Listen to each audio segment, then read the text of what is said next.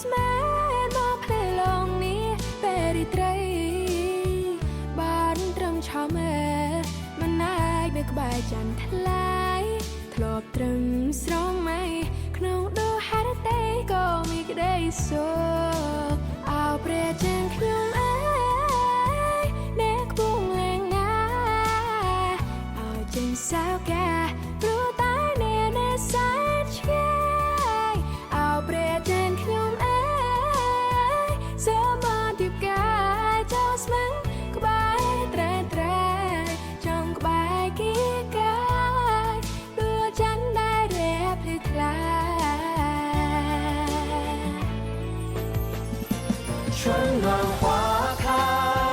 这是我的世界，生命。